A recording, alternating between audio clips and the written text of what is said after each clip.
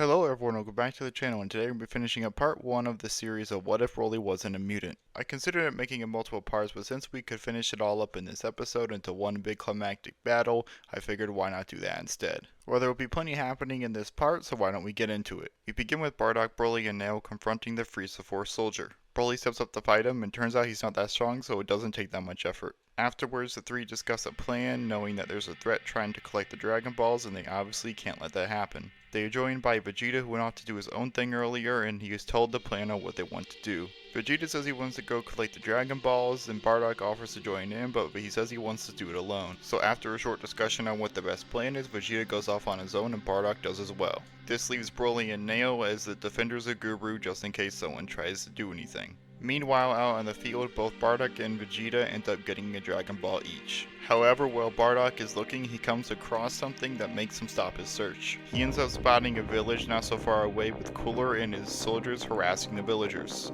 He ends up making a decision to hide his Dragon Ball in the water so it would be harder for them to find.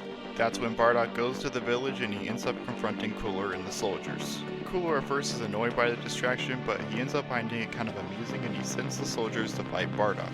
Seeing as he has no choice, Bardock ends up fighting the soldiers and beats them easily. Cooler looks at them on the ground and says that they were weak anyways before looking at the Saiyan and telling them that he should leave.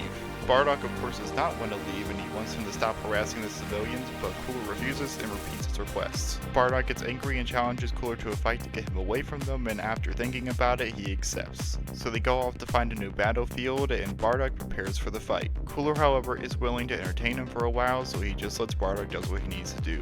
Bardock goes in first and gets a good amount of combos in, which doesn't do much damage to Cooler, but he does end up striking. Cooler does end up blocking most of the attacks, and he is quite surprised by the Saiyan's strength. He eventually gets tired of defending and decides to attack, landing a combo on Bardock, which knocks him out almost instantly. Cooler leaves Bardock on the ground and leaves to go and find some of the Dragon Balls. Back at Guru's place, Broly and Nail are worried that neither Bardock or Vegeta have come back, and they think that one of them should go and try and find them. Broly thinks it should be him since he's the stronger of the two, and Nail knows how to protect Guru. They agree on the plan and Broly goes off to find Bardock or Vegeta. It's right after this, however, when Vegeta comes back to Nail with one of the Dragon Balls. He asks where Broly is and he says that Bardock hadn't come back yet, so they figured they'd look for him. Meanwhile, after some searching, Broly does find Bardock, but he's on the ground beat up. Broly asks what happened and Bardock tells him that he challenged Cooler to a fight and he ended up getting beaten badly. He says that maybe they shouldn't challenge Cooler without a plan on how they can defeat him. Broly agrees and asks where his Dragon Ball is, and then Bardock tells him that he hid it somewhere in the water nearby, but they can go get it and go back to Guru's place. After collecting the Dragon Ball, they go back to Guru's house and find Nail and Vegeta still there talking. Having collected over half the Dragon Balls, they know they are close to their goal, but they need a plan to get the rest without fighting Cooler. They decide to send Broly and Vegeta out this time, leaving Bardock with Nail. Broly and Vegeta decide to stay together, and over the course of a couple of hours, they collect all but one of the remaining Dragon Balls. After going back and putting them with the others, they can't quite find the last one, so they decide to pause for now and continue on a later time. However, after spending the next day looking for them, they come upon a village that they have yet to visit, and it turns out Cooler is there. After watching for a while, he doesn't end up leaving, and he ends up actually trying to take out a few of the villagers, trying to get some information they assume. They debate stepping in and risking a fight with Cooler until one of the villagers brings a Dragon Ball out, and then they decide they really have to come in and interfere. Broly yells to get his attention and it works as he takes his eye off the Dragon Ball, and Vegeta tries to go in and snatch it, but he gets knocked out of the way anyways. Cooler tells them that they can't have it and that he'll find them and he'll take the rest of their Dragon Balls to finally get his wish. Broly, hearing this, decides to initiate a short fight, which gives Vegeta the chance to snatch the Dragon Ball from the Namekian and fly off, hopefully avoiding Cooler. Cooler sees Vegeta flying off, realizing that Broly was just a distraction, and then he chases him, hoping to get the Dragon Ball. Broly gets up and follows them, hoping to distract Cooler enough times to give the Saiyans enough time to get their wish. Vegeta arrives eventually and puts the Dragon Ball with the other one, and Nail starts the process to summon Piranga. Once Piranga is summoned, Nail communicates and tells the Saiyans that they have the ability to get 3 wishes. After plenty of discussion, both Bardock and Vegeta agree that they should bring Raditz and Nappa back into their exact location on Namek. Luckily for them, Broly arrives just on time and he sees a little beat up and he tells them that Cooler is right behind him and that they wish need to be done fast. Just after Nail finishes the 3rd wish, Cooler arrives and he's angry at the fact that he failed at his goal. He tells the Saiyans that he will no longer allow them to be a pest to him and will finally take them out. Bardock, speaking for the group, challenges him and tells him that they'll find a location and they can all fight it out.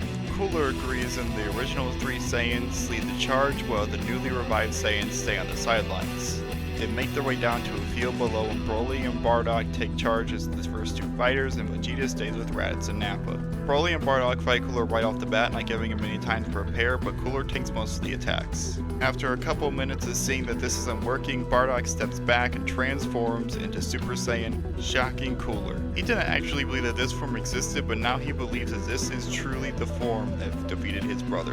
In his confusion, Broly comes in and gets a good few hits before Cooler goes back on the defense, and then Bardock comes in with some heavy hits for himself. Meanwhile, on the side of the field, Raditz and Nappa are informed by Vegeta of the plan just in case Broly and Bardock can't defeat Cooler. Vegeta tells them that he'll create a false moon and they'll transform into great apes just to get Cooler on the back foot and give them more of a chance to fight him.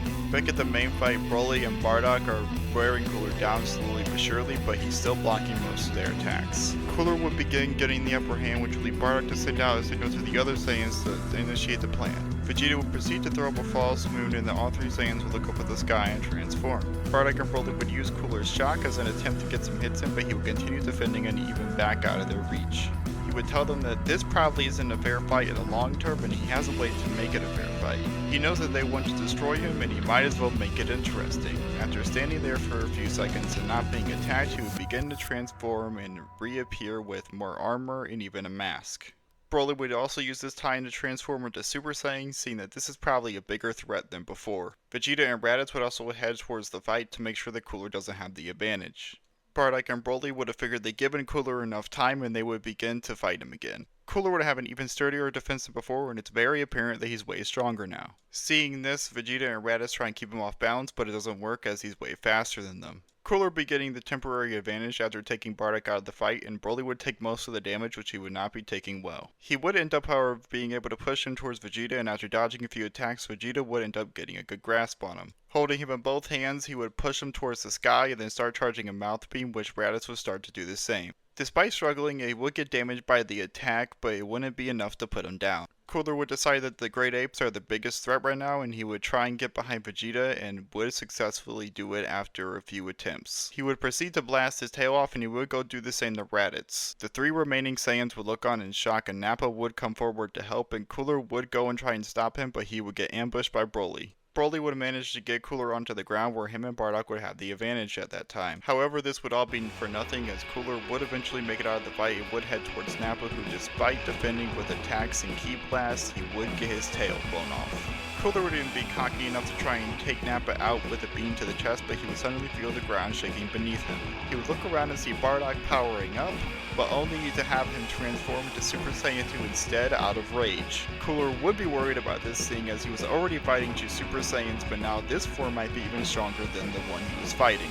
When he would finally get over there, they wouldn't even give him a chance to catch his breath as they would try and get some hits in on him. They would be doing far more successful than before due to Bardock being Super Saiyan 2 and getting a lot more hits in and doing more damage. Due to this fact, Broly would go out of sight of Cooler with him being distracted by Bardock. He would then begin to charge up a ki blast. Then to Cooler's surprise, he'd be getting worn down by Bardock over time, as he would not expect to have this happen to him during this fight. Cooler would begin a combo, and that's when Broly would launch his attack, and it would do a lot of damage due to the amount of power that be put into it. With all this having been done, Bardock and Broly would just keep the advantage until Cooler couldn't fight back anymore, and he was just helpless. Cooler would be on the ground, shocked that the Saiyans were enough for his final form and that he would have actually been defeated in the fight. Bardock would be the one to step forward, and he would tell Cooler that their family had done enough to the galaxy and the reign shall ensue. Bardock would remind Cooler that he had let his brother live out of pity, but he himself would not be getting that luxury. With that, Bardock would charge up a giant ki ball which would grow in size, and then he would launch it at Cooler, engulfing him immediately. The two would be looking at the seemingly lifeless body in the crater left behind, but Bardock would tell Broly to take care of the remains just in case. And with that, Bardock would go collect the other Saiyans to make sure they're okay, and luckily no one would have been fatally injured. Broly would meet back up with the group, telling them that Cooler has been dealt with and they should go back to Nail and see what they can do. After a trip back to Guru's house, Nail would be waiting outside with the Dragon Balls right where they were before, and he would greet the Saiyans happily.